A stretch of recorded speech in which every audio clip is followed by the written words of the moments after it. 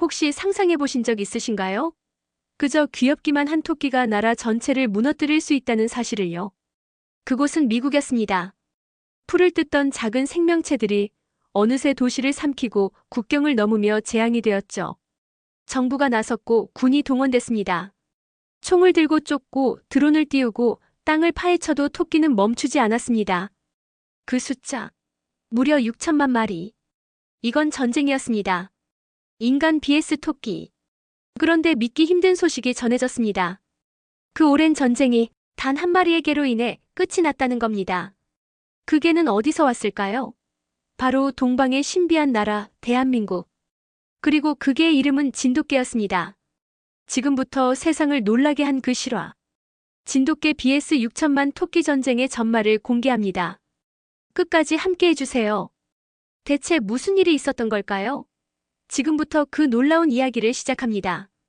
영상 끝까지 함께 해주시고 여러분이 알고 있는 진돗개의 매력이나 경험이 있다면 댓글로 함께 나눠주세요. 안녕하세요. 저는 캐시 파텔입니다. 미국 환경부 야생종 통제국의 국장을 맡고 있죠.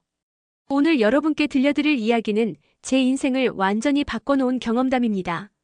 먼저 제 이야기부터 시작해볼게요. 저는 철저한 과학주의자예요. 대학에서 생물학을 전공했고 야생동물 관리 분야에서 15년째 일하고 있습니다. 제가 늘 믿어온 건 간단해요. 현대과학과 기술만이 모든 문제의 해답이라는 것이죠. 드론으로 정확한 개체 수를 파악하고 GPS로 이동 경로를 추적하며 화학적 방법으로 번식을 억제하는 것. 이런 것들이 진정한 해결책이라고 생각했어요. 반면에 개나 고양이 같은 동물을 이용한 방법은 구시대적이고 비효율적이라고 여겼습니다. 특히 개를 이용한 방법에 대해서는 강한 거부감이 있었어요. 왜냐하면 제가 어렸을 때 겪은 끔찍한 경험 때문이거든요. 저희 집은 3대째 이어온 작은 농장을 운영했습니다. 할아버지 때부터 시작해서 아버지가 물려받은 소중한 터전이었죠. 그런데 제가 12살이었던 어느 봄, 토끼들이 농장을 습격했어요. 처음엔 몇 마리 정도였습니다. 아버지는 별거 아니라고 하셨어요. 토끼 몇 마리쯤이야 뭐 하시면서 말이죠. 하지만 그게 시작이었습니다. 한 달 만에 토끼들은 수십 마리로 늘어났어요. 밤마다 농장에 나타나서 싹을 뜯어먹고 구멍을 파댔죠.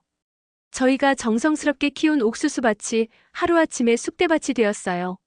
아버지는 온갖 방법을 다 써보셨습니다. 울타리를 높이고 덫을 놓고 심지어 독성이 없는 기피제도 뿌려봤죠. 하지만 소용없었어요. 토끼들은 점점 더 교활해졌고 숫자도 계속 늘어났습니다. 가장 충격적이었던 건 토끼들이 땅을 파는 모습이었어요. 작은 몸집이지만 놀라울 정도로 빠르게 구멍을 파더라고요. 농장 곳곳이 구멍투성이가 되면서 트랙터가 지나다니기도 힘들어졌습니다. 결국 그해 가을, 저희는 농장을 포기해야 했어요. 3대째 이어온 가업이 토끼 때문에 무너진 거죠. 아버지가 우시던 모습을 지금도 잊을 수 없어요. 당시 제게는 토끼가 단순한 동물이 아니라 우리 가족의 꿈을 앗아간 악마 같은 존재였습니다. 그 경험 이후로 저는 작고 귀여워 보이는 동물들에 대해 경계심을 갖게 되었어요. 특히 토끼만 보면 어린 시절의 악몽이 떠오르곤 했죠. 그래서 더욱 과학적이고 체계적인 방법만을 신뢰하게 되었는지도 모릅니다. 대학에서 생물학을 전공할 때도 주로 화학적 방제와 기술적 해결책에 집중했어요. 동물의 본능이나 자연스러운 생태계 조절 방식은 믿을만하지 못하다고 생각했거든요. 환경부에 입사한 후에도 마찬가지였습니다. 저는 항상 최첨단 장비와 과학적 데이터를 바탕으로 정책을 수립했어요. 동료들 사이에서도 기술의 캣이라는 별명으로 불릴 정도였죠. 야생종 통제국 국장이 된 지금까지도 제 신념은 변하지 않았어요. 정확한 수치, 검증된 데이터, 과학적 방법론. 이것들이야말로 현대 사회의 복잡한 생태 문제를 해결할 수 있는 유일한 열쇠라고 믿었습니다. 개를 이용한 방법이 제한될 때마다 저는 단호히 거절했어요. 21세기에 개로 해결할 수 있는 문제가 어디 있겠느냐며 코웃음을 치곤 했죠. 그런 원시적인 방법보다는 드론과 인공지능, 생화학적 억제제가 훨씬 효과적이라고 확신했거든요. 하지만 제가 알지 못했던 건 곧 이 모든 신념이 완전히 뒤바뀔 사건이 기다리고 있다는 것이었어요. 제 인생에서 가장 큰 위기이자 동시에 가장 소중한 깨달음을 안겨줄 사건 말입니다.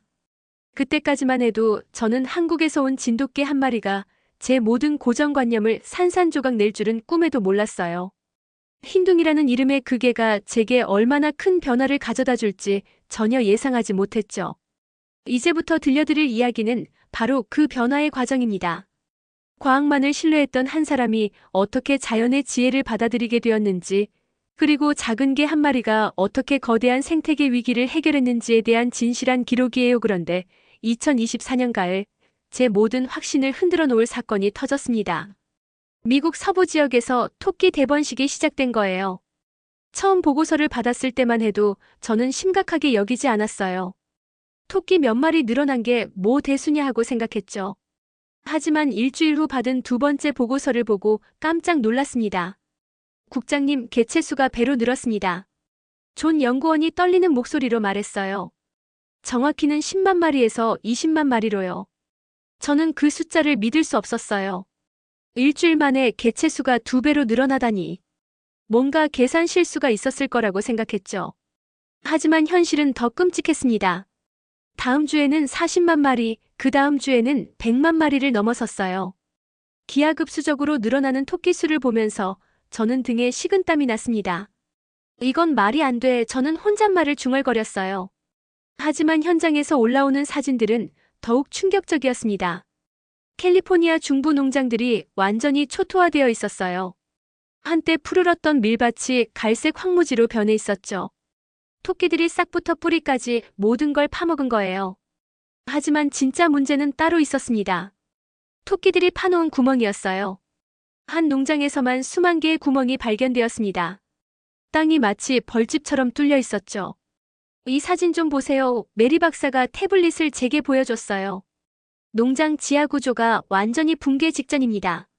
정말 끔찍한 광경이었어요. 겉으로는 멀쩡해 보이는 땅이지만 실제로는 속이 텅 비어 있었던 거죠.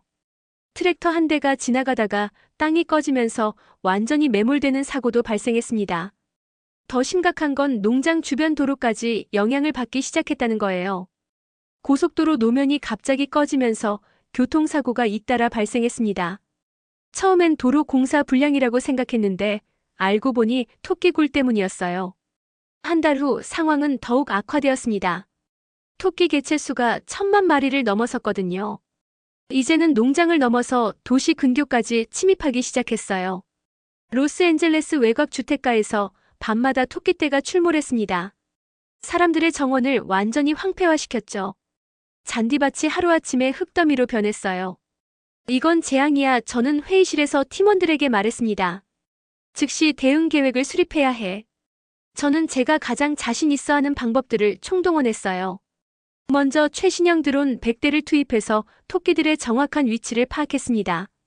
GPS 추적 장치를 이용해서 이동 패턴도 분석했죠. 데이터를 보니 야간에 주로 활동하네요. 통 분석관이 보고했어요. 새벽 2시에서 5시 사이가 가장 활발합니다. 좋아, 그럼 그 시간대에 집중 방지하자. 저는 자신만만하게 말했어요. 화학적 기피제를 대량으로 주문했습니다. 토끼들이 싫어하는 냄새 성분을 농축해서 만든 스프레이였죠. 헬리콥터 10여 대를 동원해서 감염 지역 전체에 기피제를 살포했어요. 하루에 수백만 달러씩 드는 대규모 작전이었습니다. 저는 이 정도면 충분할 거라고 생각했어요. 하지만 일주일 후 현실은 달랐습니다. 토끼들은 여전히 그 지역에 있었어요. 오히려 더 깊은 곳으로 숨어 들어갔죠. 지상에서는 보이지 않지만 지하에서는 더욱 활발하게 활동하고 있었습니다. 기피제 효과가 없는 것 같습니다.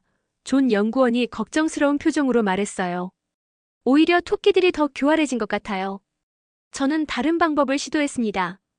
음파 방충기를 설치해서 토끼들이 싫어하는 주파수를 발생시켰죠.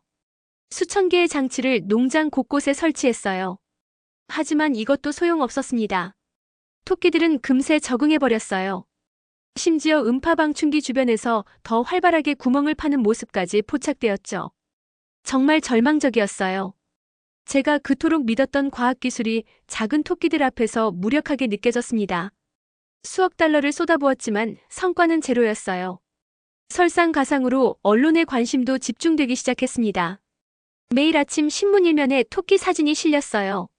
무능한 정부의 토끼 대책이라는 제목의 기사들이 쏟아졌죠. 파텔 국장은 도대체 뭘 하고 있는 거야? 시민들의 항해 전화가 빗발쳤어요.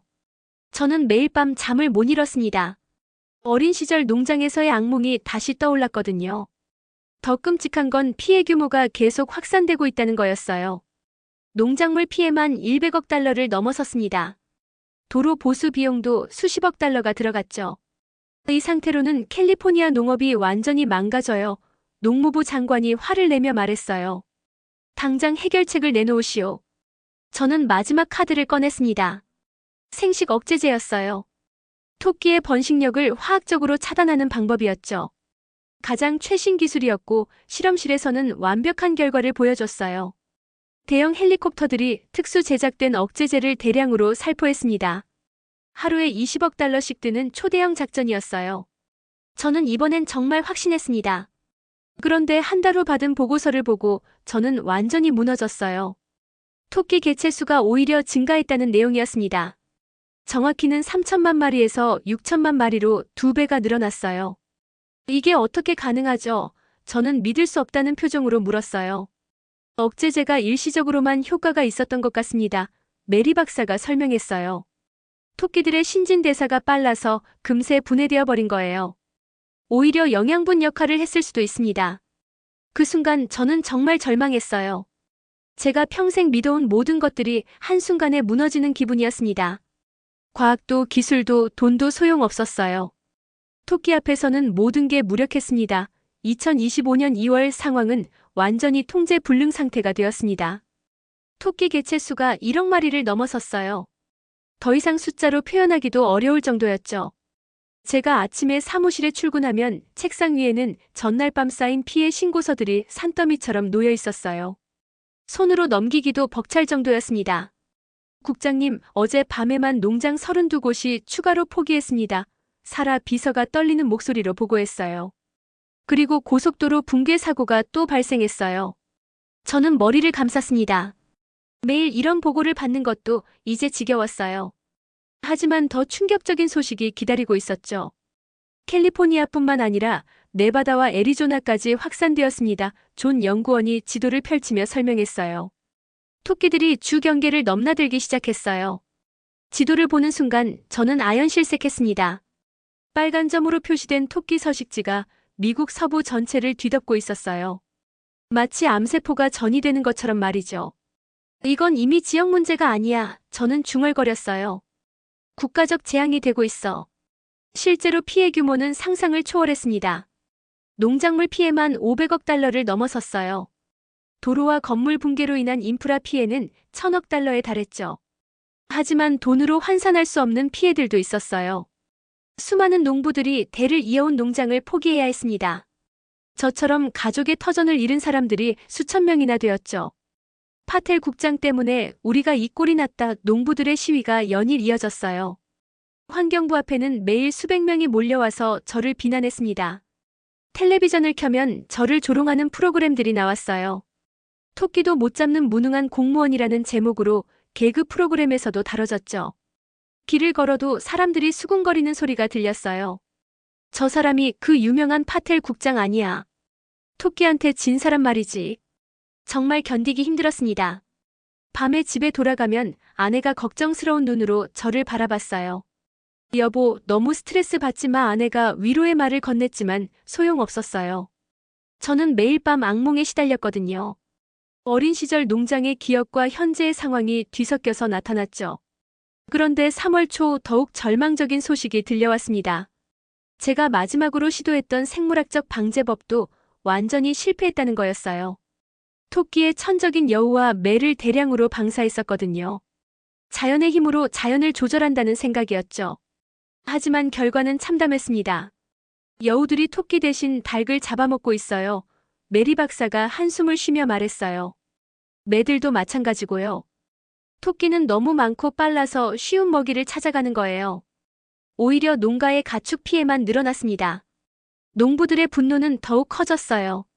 이제는 토끼 때문이 아니라 제가 풀어놓은 여우 때문에 피해를 본다고 했거든요. 도대체 뭐라는 거야? 농무부 장관이 화를 내며 전화를 걸어왔어요. 문제를 해결하는 게 아니라 더 키우고 있잖아. 저는 할 말이 없었어요. 정말로 모든 방법을 다 써봤거든요.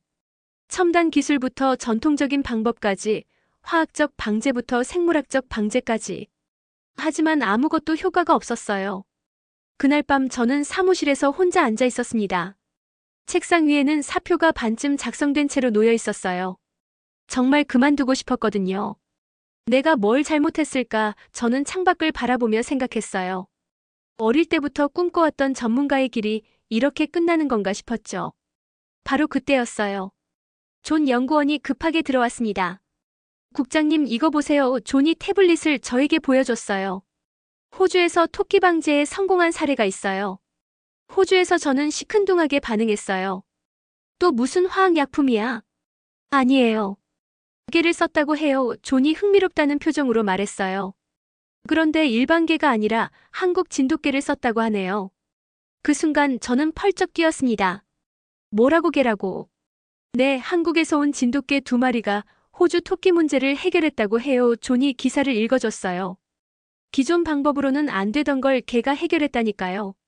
저는 그 말을 믿을 수 없었어요. 제가 그토록 거부해왔던 동물 이용 방법이 효과가 있다니. 특히 개라니요. 정말 확실한 정보야. 저는 의심스럽게 물었어요. BBC 뉴스에도 나왔어요. 존이 동영상을 틀어줬어요. 이게 이름이 흰둥이래요. 정말 신기하게 토끼들을 통제한다고 하네요. 동영상 속에서 하얀 진돗개 1마리가 조용히 걸어다니고 있었어요. 특별해 보이지 않는 평범한 개였죠. 하지만 그 개가 지나간 자리에는 토끼가 하나도 보이지 않았어요. 이게 정말 가능한 일이야. 저는 여전히 의심스러웠어요. 하지만 선택의 여지가 없었습니다. 모든 방법을 다 시도해봤지만 실패했어요. 여론의 압박은 날로 심해졌고 피해는 계속 확산되고 있었죠. 다음 날 아침 저는 한국 대사관에 전화를 걸었습니다. 평생 거부해왔던 방법을 시도하는 게 정말 괴로웠어요. 하지만 달리 방법이 없었거든요. 진돗개를 빌려올 수 있을까요? 저는 떨리는 목소리로 물었어요. 물론입니다. 한국 공무원이 친절하게 답했어요. 흰둥이가 도움이 될 것 같네요. 전화를 끊고 나서 저는 한동안 멍하니 앉아 있었습니다. 제 신념과 자존심을 모두 포기하는 기분이었어요. 하지만 이미 선택할 길이 없었죠. 정말 개 1마리가 이 모든 걸 해결할 수 있을까? 저는 혼잣말을 중얼거렸어요.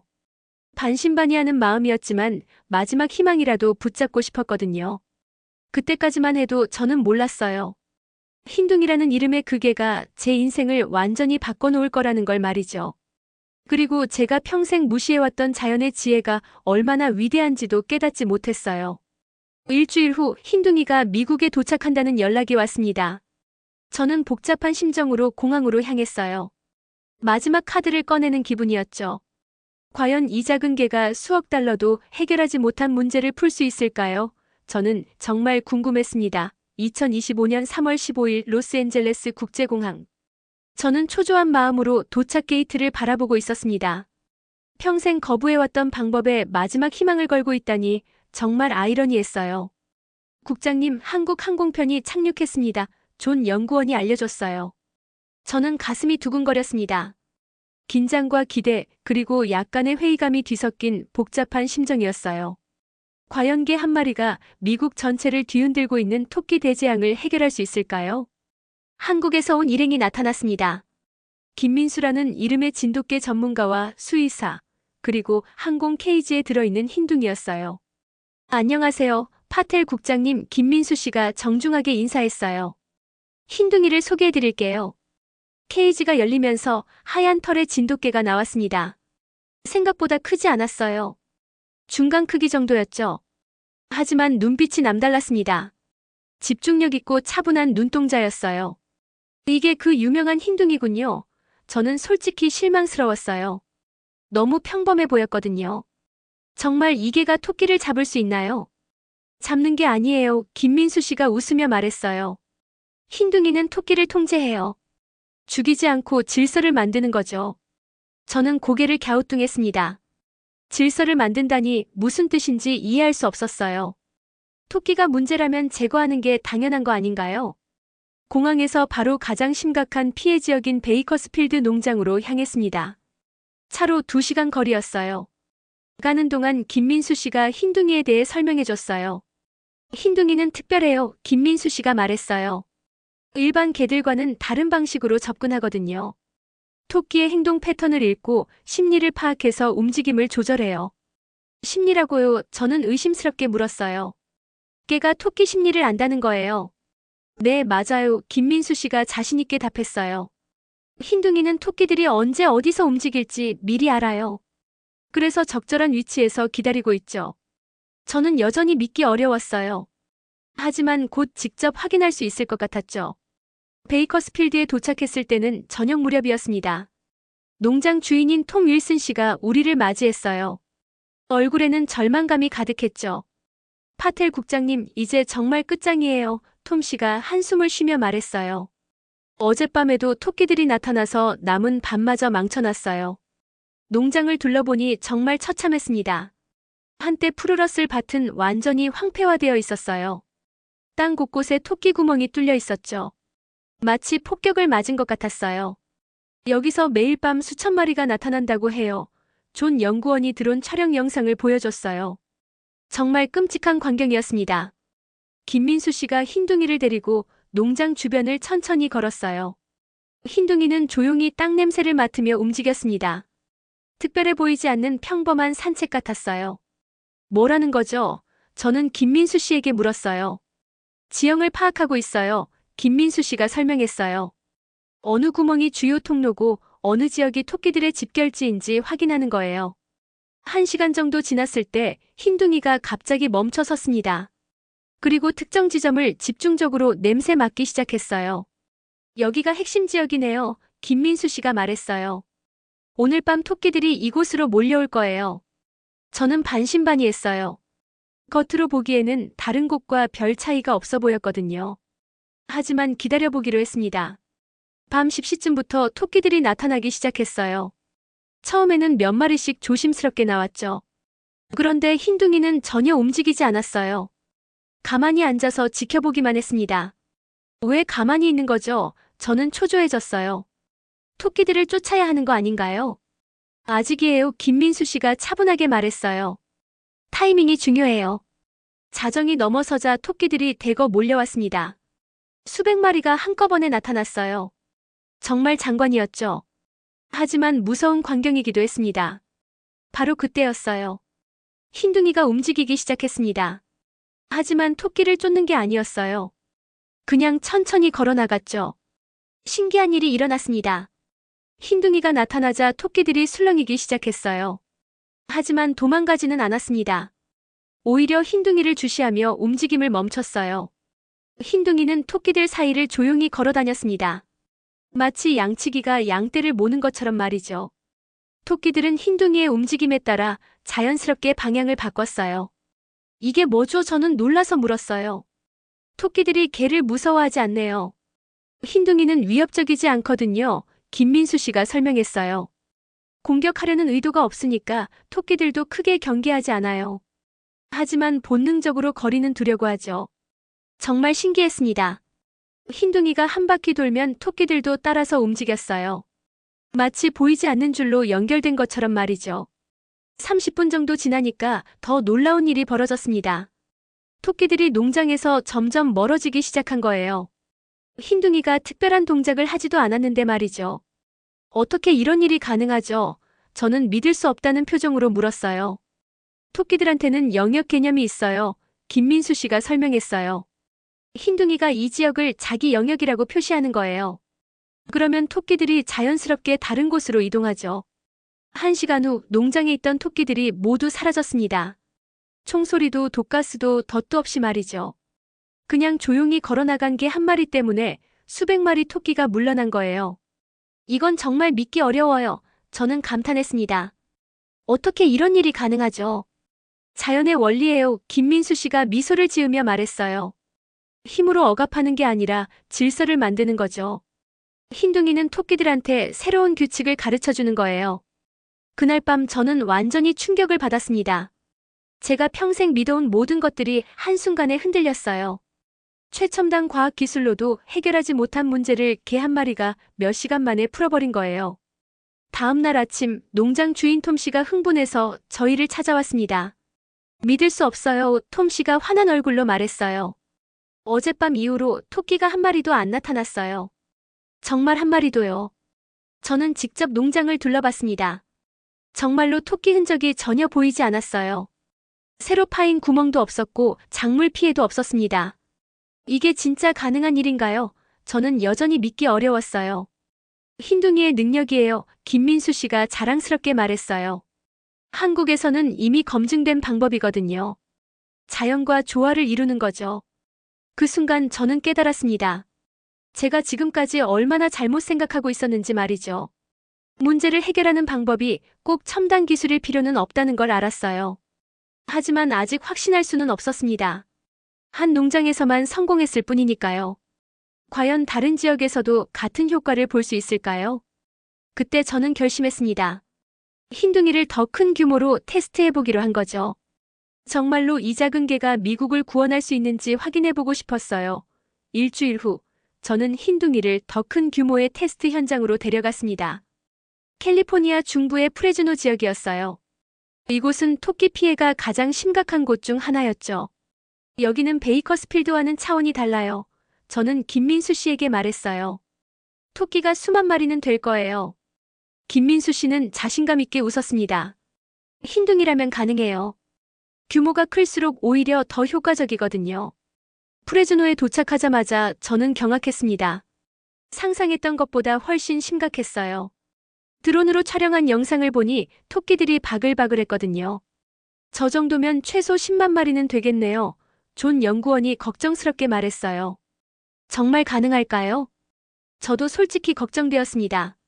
아무리 흰둥이가 뛰어나다 해도 이 정도 규모는 무리일 것 같았어요. 하지만 김민수 씨는 여전히 차분했습니다. 먼저 지형을 파악해야 해요. 김민수 씨가 흰둥이와 함께 현장을 둘러봤어요.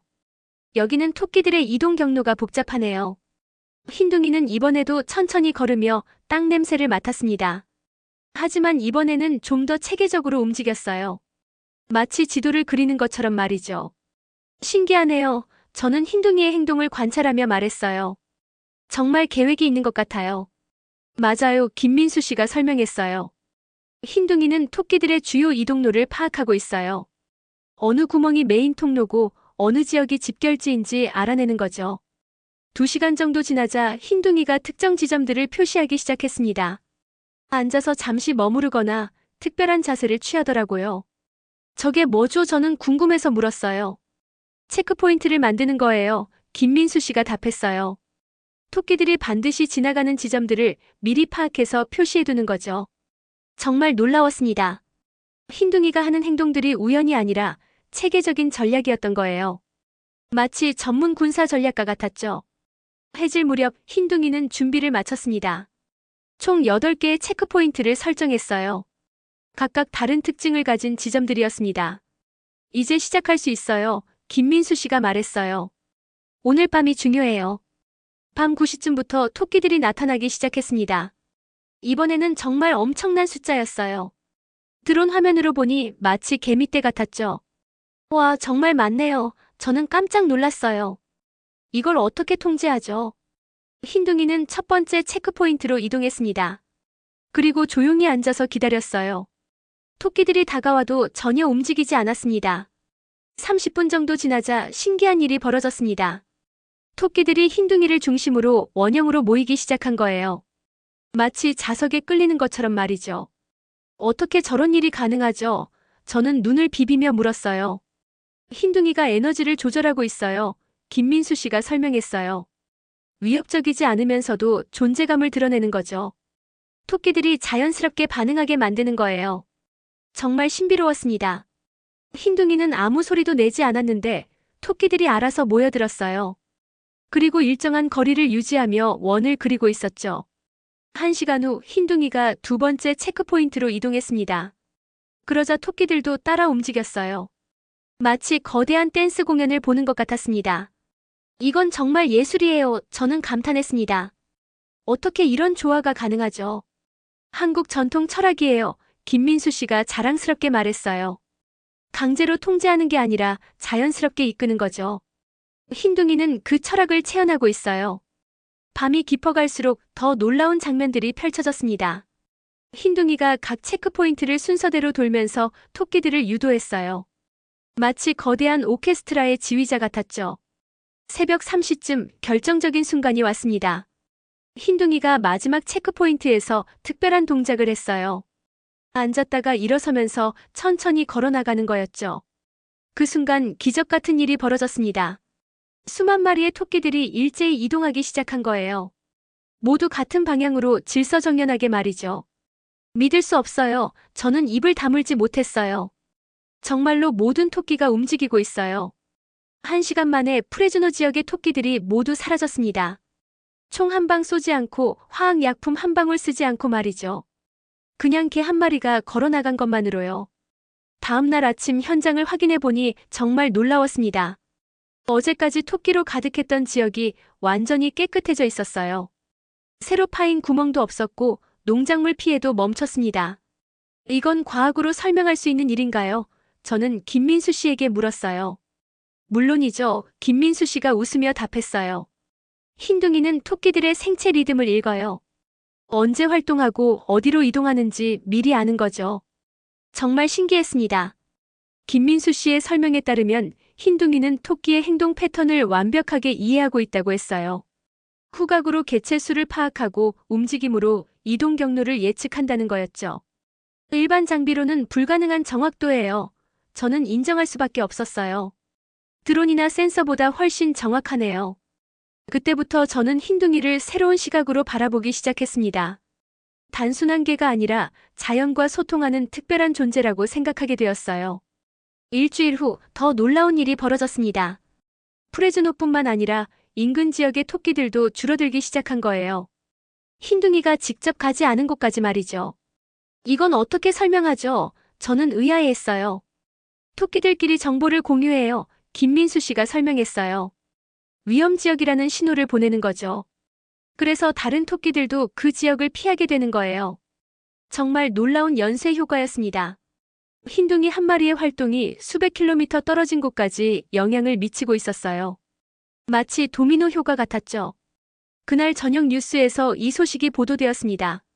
한국 진돗개가 미국 토끼 문제 해결이라는 제목이었어요. 전 세계가 흰둥이에 주목하기 시작했습니다. 소셜미디어에서도 난리가 났어요. 흰둥이 영상이 수백만 번 재생되었고 기적의 개라는 해시태그가 트렌드에 올랐죠. 이제 정말 인정해야겠어요. 저는 김민수 씨에게 말했어요. 흰둥이는 정말 특별한 존재네요. 하지만 아직 갈 길이 멀었습니다. 캘리포니아 전체에 적용하려면 더 체계적인 계획이 필요했어요. 과연 흰둥이 혼자서 그 넓은 지역을 모두 담당할 수 있을까요? 2025년 4월, 저는 역사상 가장 큰 규모의 생태계 복원 프로젝트를 시작했습니다. 흰둥이와 함께 캘리포니아 전역의 토끼 문제를 해결하는 거였어요. 정말 가능할까요? 저는 여전히 걱정이 많았어요.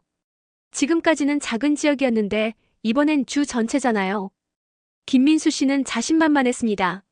흰둥이라면 할 수 있어요. 이미 계획은 다 세워졌거든요. 흰둥이의 전략은 정말 놀라웠습니다. 캘리포니아를 여러 구역으로 나눈 다음 각 구역의 핵심 지점부터 정리해 나가는 거였어요. 마치 바둑에서 급소를 잡는 것처럼 말이죠. 첫 주에는 로스앤젤레스 근교부터 시작했습니다. 이곳은 도시와 농촌이 만나는 지역이라 특히 복잡했어요. 토끼들이 도시로 침입하는 주요 통로였거든요. 흰둥이는 이번에도 차분하게 지형을 파악했습니다. 하지만 이전과는 다른 모습을 보였어요. 더욱 효율적이고 빨라진 거였죠. 경험이 쌓이니까 더 정확해지네요. 저는 감탄했어요. 맞아요. 김민수 씨가 설명했어요. 흰둥이는 매번 학습해요. 각 지역의 특성을 파악하고 토끼들의 반응을 분석해서 전략을 개선하는 거죠. 첫날 밤 로스앤젤레스 외곽에서 놀라운 일이 벌어졌습니다. 수만 마리의 토끼들이 질서정연하게 도시에서 멀어져 갔어요. 마치 훈련받은 군대처럼 말이죠. 이건 정말 마법 같아요. 시민들이 환호했습니다. 몇 달 동안 토끼 때문에 고생했던 사람들이 환성을 질렀어요. 더 놀라운 건 토끼들이 해를 입지 않았다는 거였어요. 모두 안전하게 산으로 돌아갔습니다. 생명을 존중하면서도 문제를 해결한 거죠. 둘째 주에는 중부 농업지대로 향했습니다. 이곳은 피해가 가장 심각했던 곳이에요. 수백 개의 농장이 포기 직전이었거든요. 농부들이 흰둥이를 보러 몰려왔습니다. 처음에는 회의적이었어요. 저 작은 개가 정말 우리 농장을 구할 수 있을까 한 농부가 의심스럽게 말했어요. 하지만 사흘 후 그 농부는 완전히 달라졌습니다. 믿을 수 없어요. 농부가 눈물을 흘리며 말했어요. 30년 동안 키운 농장이 하룻밤에 되살아났어요. 정말로 기적 같은 일들이 계속 일어났습니다. 토끼들로 황폐화되었던 농장들이 며칠 만에 회복되기 시작했어요. 새싹이 돋아나고 땅이 다시 단단해졌죠. 셋째 주에는 더욱 놀라운 발견을 했습니다. 토끼들이 완전히 사라진 게 아니라 적절한 곳에 정착했다는 거였어요. 산속 깊은 곳으로 이동했네요. 존 연구원이 드론 영상을 보여줬어요. 농작물에 피해를 주지 않는 지역으로 말이에요. 이게 바로 흰둥이 방식의 핵심이었습니다. 토끼를 제거하는 게 아니라 적절한 곳에 배치하는 거였어요. 생태계 균형을 유지하면서 문제를 해결한 거죠. 한 달 후 캘리포니아 전체의 토끼 문제가 거의 해결되었습니다. 농작물 피해는 90% 이상 줄어들었어요. 도로 붕괴 사고도 완전히 멈췄죠. 더 놀라운 건 경제적 효과였습니다. 농업 생산량이 급격히 회복되었어요. 포기했던 농장들이 다시 문을 열기 시작했죠.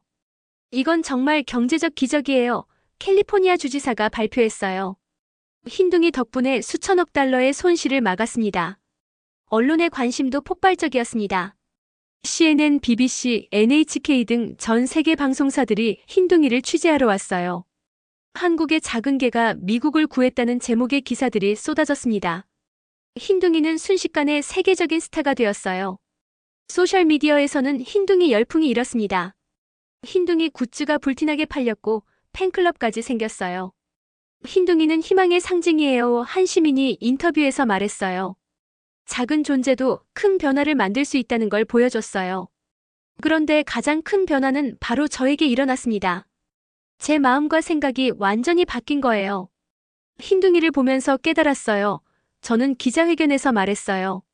진정한 해결책은 강제나 파괴가 아니라 조화와 균형이 있다는 걸 말이죠. 평생 과학기술만 믿었던 제가 자연의 지혜를 인정하게 되었습니다. 숫자와 데이터보다 중요한 게 있다는 걸 알았어요. 5월 초 저는 중대한 발표를 했습니다. 미국 전역에 한국 진돗개를 배치하겠습니다. 저는 자신있게 말했어요. 흰둥이가 증명한 방법을 전국적으로 확대하는 거죠. 의회에서는 만장일치로 이 계획을 승인했습니다. 야당 의원들도 흰둥이의 성과를 인정할 수밖에 없었어요. 파텔 국장의 결정은 옳았다. 상원 농업위원장이 말했어요. 때로는 겸손하게 다른 문화의 지혜를 받아들이는 것도 필요하다. 저는 그 말을 들으며 감동했습니다. 제가 평생 고집해왔던 편견을 내려놓은 게 옳은 일이었구나 싶었어요. 6월에는 더욱 놀라운 소식이 들려왔습니다. 네바다와 애리조나에서도 토끼 문제가 자연스럽게 해결되고 있다는 거였어요. 흰둥이의 영향력이 주 경계를 넘어섰나 봐요. 존 연구원이 신기해했어요. 그럴 수도 있어요. 김민수 씨가 설명했어요. 토끼들이 학습한 행동 패턴이 다른 지역으로 전파되는 거죠. 정말 놀라운 일이었습니다. 흰둥이 한 마리의 활동이 미국 서부 전체에 영향을 미치고 있었어요. 그해 여름 저는 완전히 다른 사람이 되어 있었습니다. 과학기술을 무시하는 건 아니었지만 자연의 지혜도 같이 존중하게 되었어요. 기술과 자연이 조화를 이룰 때 진정한 해결책이 나온다. 저는 직원들에게 말했어요. 흰둥이가 그걸 가르쳐줬어요. 동료들도 저의 변화를 인정했습니다. 국장님이 더 열린 마음을 갖게 되셨네요 라고 말하는 사람들이 많았어요. 하지만 가장 뿌듯했던 건 어린 시절 트라우마를 극복한 거였어요. 토끼를 보면 더 이상 두렵지 않았습니다. 오히려 자연의 일부로 받아들이게 되었죠. 흰둥이 덕분에 제 마음의 상처도 치유되었어요. 저는 아내에게 고백했어요. 이제야 진정한 평화를 찾은 것 같아요. 그렇게 2025년 여름 미국의 토끼 대재앙은 완전히 끝났습니다. 흰둥이라는 작은 개 한 마리가 모든 걸 바꿔놓은 거였어요. 2025년 8월 저는 김민수 씨와 함께 한국을 방문했습니다. 흰둥이의 고향을 직접 보고 싶었거든요. 그리고 이런 놀라운 방법이 어떻게 만들어졌는지 궁금했어요. 한국에 오신 걸 환영합니다. 인천공항에서 한국환경부 관계자들이 저희를 맞이했어요. 흰둥이 덕분에 한미 관계가 더욱 돈독해졌네요. 서울에서 첫 번째로 찾아간 곳은 진돗개 연구소였습니다. 흰둥이 같은 개들이 어떻게 훈련되는지 보고 싶었거든요. 여기서 흰둥이가 태어났어요. 연구소 소장이 자랑스럽게 말했어요. 하지만 특별한 훈련을 받은 건 아니에요. 저는 깜짝 놀랐습니다. 훈련을 받지 않았다고요? 네, 맞아요. 소장이 웃으며 설명했어요. 진돗개는 타고나는 거예요. 수천 년 동안 한국인과 함께 살면서 자연스럽게 터득한 능력이죠. 연구소를 둘러보니 정말 신기했습니다. 진돗개들이 별다른 장비 없이도 다양한 능력을 보여줬어요. 후각으로 물질을 구분하고 움직임으로 상대방의 의도를 파악하더라고요. 이건 과학으로 설명할 수 있나요? 저는 궁금해서 물었어요. 물론이죠. 연구원이 답했어요. 하지만 데이터로만은 부족해요. 수천 년간 축적된 경험과 지혜가 있어야 하거든요. 그 말을 듣고 저는 깊이 생각해 봤습니다. 제가 지금까지 놓치고 있던 게 바로 이거였구나 싶었어요. 경험과 지혜의 가치 말이죠. 다음 날 한국환경부를 방문했습니다. 한국이 어떤 철학으로 생태계를 관리하는지 배우고 싶었거든요. 우리는 자연과 대립하지 않아요. 환경부 장관이 설명했어요. 함께 살아가는 방법을 찾는 거죠. 회의실 벽에는 한국 전통 철학을 담은 글귀들이 걸려 있었어요. 천이나빌 상생, 조화 같은 단어들이 눈에 띄었죠. 이런 생각이 흰둥이 방식의 바탕이 된 거군요. 저는 감탄했어요. 맞아요. 장관이 고개를 끄덕였어요. 강제로 제압하는 게 아니라 서로 이해하고 존중하는 거예요. 그래야 진정한 해결책이 나와요. 그날 오후에는 한국의 전통 농업지역을 방문했습니다. 수백 년 동안 자연재해나 해충 문제를 어떻게 해결해왔는지 보고 싶었거든요. 예로부터 우리는 동물들과 함께 살았어요. 한 농부 할아버지가 말씀하셨어요. 개, 고양이, 새들이 모두 농장의 일원이었죠. 정말 신기했습니다. 화학 농약이나 첨단 장비 없이도 수백 년간 지속 가능한 농업을 해온 거였어요. 자연의 균형을 이용한 거죠.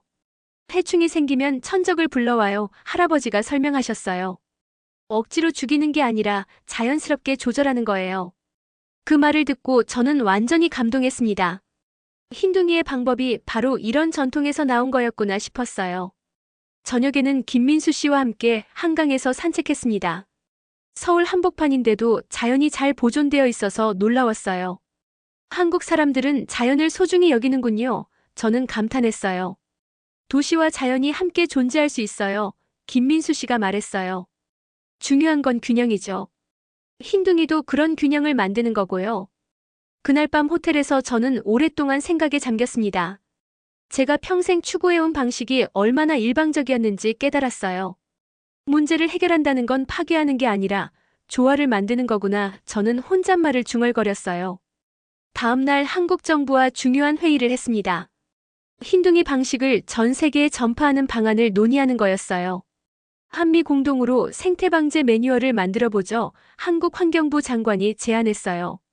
이름은 K-흰둥이 시스템으로 하고요. 저는 기꺼이 동의했습니다. 훌륭한 아이디어네요. 전 세계가 이 지혜를 배워야 해요. 회의에서 나온 계획은 정말 야심찬 것이었어요. 한국의 전통 생태 지혜와 미국의 과학기술을 결합하는 거였죠. 기술은 도구일 뿐이에요. 저는 회의에서 말했어요. 진정한 해답은 자연과의 조화에 있다는 걸 흰둥이가 가르쳐줬어요. 한국 관계자들이 박수를 쳐줬어요. 제가 이렇게 변할 줄은 몰랐을 거예요. 일주일 후 한국에서 돌아온 저는 완전히 새로운 사람이 되어 있었습니다. 사무실 벽에는 한국에서 가져온 상생이라는 글귀를 걸어놨어요. 국장님이 많이 달라지셨네요. 직원들이 신기해했어요. 더 부드러워지신 것 같아요. 정말 그랬어요. 예전처럼 강압적으로 문제를 해결하려 하지 않았거든요. 대신 모든 이해관계자들의 목소리를 들으려 했어요. 9월에는 K-흰둥이 시스템의 첫 번째 매뉴얼이 완성되었습니다. 한국의 전통 지혜와 현대과학이 조화롭게 결합된 작품이었어요. 이건 단순한 방제 매뉴얼이 아니에요. 저는 발표회에서 말했어요. 인간과 자연이 공존하는 새로운 패러다임이죠. 전 세계 환경 전문가들이 이 매뉴얼에 주목했습니다. 특히 생명을 존중하면서도 효과적인 해결책을 제시한다는 점이 인상적이었어요. 파텔 국장의 변화가 놀랍다, 한 국제 전문가가 말했어요. 과학기술과 전통 지혜를 균형 있게 활용하는 모범 사례네요. 10월에는 더 의미 있는 일이 있었습니다. 제가 어린 시절 잃었던 가족 농장 근처를 다시 방문한 거예요. 그곳에는 이제 새로운 농장이 들어서 있었습니다. 흰둥이 방식을 적용해서 생태 친화적으로 운영되는 농장이었어요. 여기서 토끼 문제는 완전히 해결되었어요. 새 농장 주인이 말했어요. 흰둥이 덕분에 토끼들과 평화롭게 공존하고 있어요. 그 말을 듣고 저는 눈물이 났습니다. 어린 시절의 악몽이 이렇게 아름다운 현실로 바뀔 줄은 몰랐거든요. 정말 감사해요. 저는 흰둥이를 바라보며 말했어요. 당신이 제 인생을 완전히 바꿔줬어요. 그해 가을 저는 환경부에서 새로운 정책을 발표했습니다. 모든 생태계 관리에 K 흰둥이 철학을 적용하겠다는 거였어요. 앞으로는 자연과 대립하지 않겠습니다. 저는 기자회견에서 선언했어요. 함께 살아가는 방법을 찾겠어요. 그렇게 2025년이 저물어갔습니다. 흰둥이 한 마리가 미국 전체를 바꿔놓은 기적 같은 한 해였어요. 그리고 저에게는 평생 잊지 못할 변화의 해이기도 했죠. 2026년 새해가 밝자마자 놀라운 소식이 들려왔습니다. 뉴질랜드에서 공식적으로 흰둥이의 도움을 요청한 거예요. 뉴질랜드도 토끼 문제가 심각하다고 하네요. 존 연구원이 보고했어요. 흰둥이 방식을 적용하고 싶다고 해요. 저는 기쁘면서도 걱정되었습니다. 흰둥이 혼자서 전 세계를 다닐 수는 없으니까요. 후계견 양성 프로젝트를 시작해야겠어요. 저는 김민수 씨에게 말했어요. 이미 준비 중이에요. 김민수 씨가 웃으며 답했어요. 한국에서 흰둥이의 아이들을 훈련시키고 있거든요. 정말 놀라운 소식이었습니다. 흰둥이가 아빠가 되었다는 거였어요. 그리고 새끼들도 아버지의 능력을 물려받았다고 했죠. 2월에는 첫 번째 후계견들이 미국에 도착했습니다. 흰둥이의 아들 검둥이와 딸 누리였어요. 둘 다 아버지를 쏙 빼닮았더라고요. 정말 똑같네요. 저는 감탄했어요. 눈빛부터 걸음걸이까지 흰둥이와 똑같아요. 첫 번째 테스트는 텍사스에서 진행되었습니다. 그곳에도 토끼 문제가 있었거든요. 검둥이와 누리가 함께 나섰어요. 결과는 기대 이상이었습니다. 아버지에게서 배운 기술을 완벽하게 구사했어요. 심지어 새로운 기법까지 보여줬죠. 이 세대가 더 뛰어난 것 같아요. 김민수 씨가 신기해했어요. 아버지의 경험을 물려받으면서 자신만의 방법도 개발한 것 같네요. 3월에는 더 놀라운 일이 벌어졌습니다. 캐나다, 호주, 영국에서도 동시에 도움을 요청한 거예요. 전 세계가 흰둥이 방식에 주목하기 시작했죠. 이제 정말 세계적인 현상이 되었네요. 저는 감개무량했어요. 한국 정부에서는 특별팀을 구성해서 전 세계 진돗개 파견을 관리하기 시작했습니다. 마치 평화유지군처럼 말이죠. 한국의 소프트 파워가 이런 형태로 발휘되는군요. 한국 대통령이 말했어요. 정말 자랑스러운 일이에요. 4월에는 유엔에서 흰둥이를 초청했습니다. 지속가능한 개발 목표 달성에 기여한 공로를 인정받은 거였어요. 역사상 처음으로 개가 유엔 특별상을 받게 되었습니다. 유엔 사무총장이 발표했어요. 시상식 날 흰둥이는 정말 당당했습니다. 수많은 카메라 앞에서도 전혀 떨지 않았어요. 마치 자신이 한 일의 의미를 아는 것 같았죠. 흰둥이는 인간과 자연이 조화롭게 살 수 있음을 증명했습니다. 저는 수상 소감을 대신 말했어요. 작은 개 한 마리가 세상을 바꿀 수 있다는 걸 보여줬어요. 전 세계가 박수를 쳤습니다. 그날 흰둥이는 정말 세계의 영웅이 되었어요.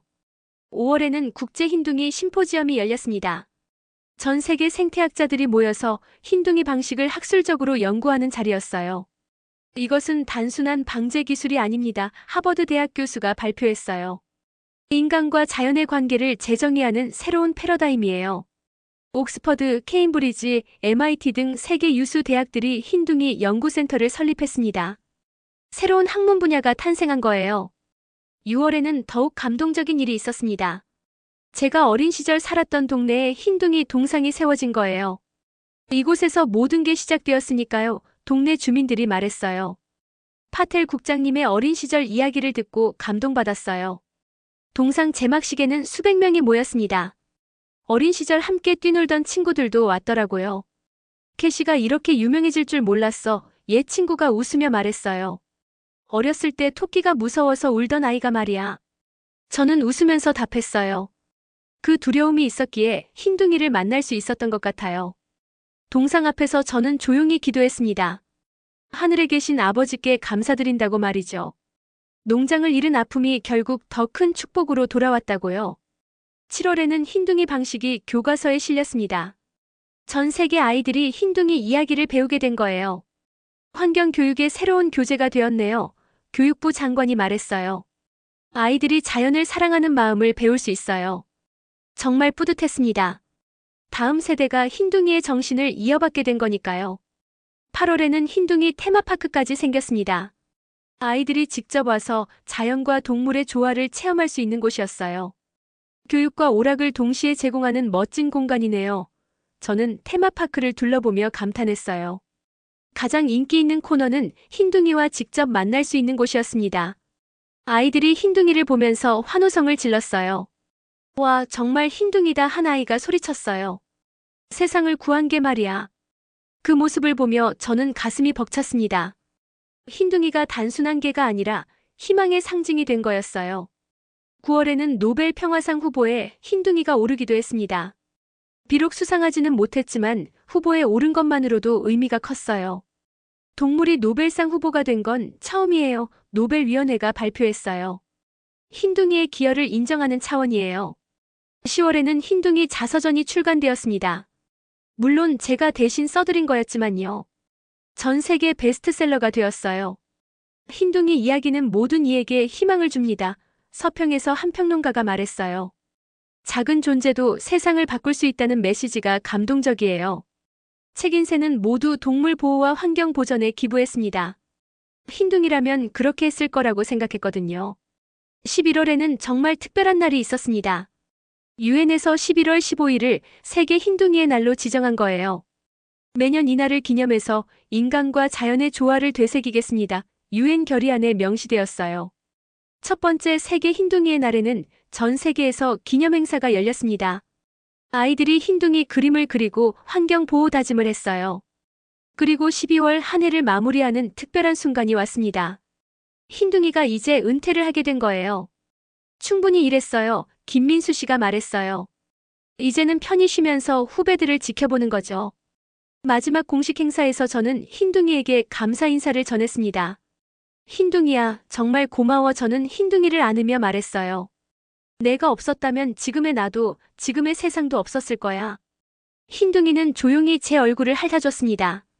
마치 천만에요라고 말하는 것 같았어요. 그렇게 2026년이 끝났습니다. 흰둥이로 시작된 기적 같은 2년이었어요. 지금 2027년 저는 이 이야기를 여러분께 들려드리고 있습니다. 흰둥이는 한국에서 편안하게 여생을 보내고 있어요. 하지만 전 세계 곳곳에서 흰둥이의 후계견들이 활동하고 있죠. 그리고 무엇보다 중요한 건 흰둥이가 남긴 철학이 계속 이어지고 있다는 거예요. 인간과 자연이 조화롭게 사는 세상 말이죠.